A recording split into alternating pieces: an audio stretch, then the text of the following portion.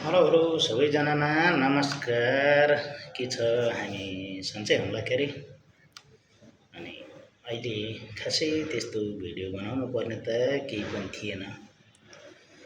अनि अब उठ्यो ड्युटी जाने तयारी भइयो है। ठिकै छ सबै छन त। आज छ्यास्स चाहिँ के हो त भन्दाखेरि परदेश हिँड्न लागेको समथिङ 25 वर्ष भएछ।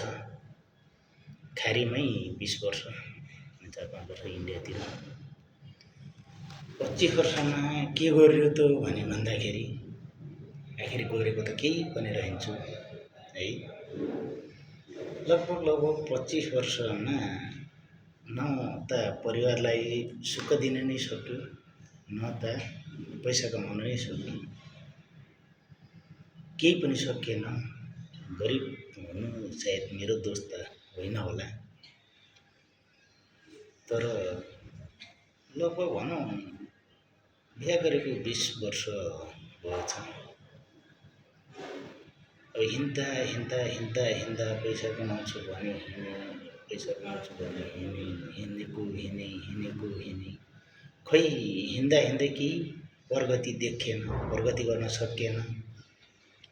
अहिले अब न त घरमा परिवारलाई सुख शान्ति दिन सकेको छ, न त आफू नै खुसी छ, केही पनि छैन।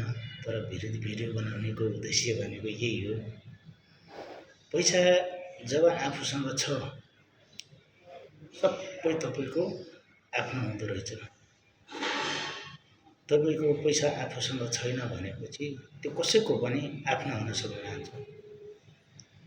पैसा छ दाइ भाइ इष्ट मित्र दिदी बहिनी गाउँ घर सबै, तर आफूसँग पैसा छैन, त्यो मान्छे कसैको आफ्नो हुन सक्दैन। के गर्नु यस्तै हो। यो पैसा भन्ने चिज यस्तो रहेछ कि पैसाले कसैलाई पनि भनौँ पैसाले आफ्नोलाई परिरहेको हुँदो रहेछ। हस्।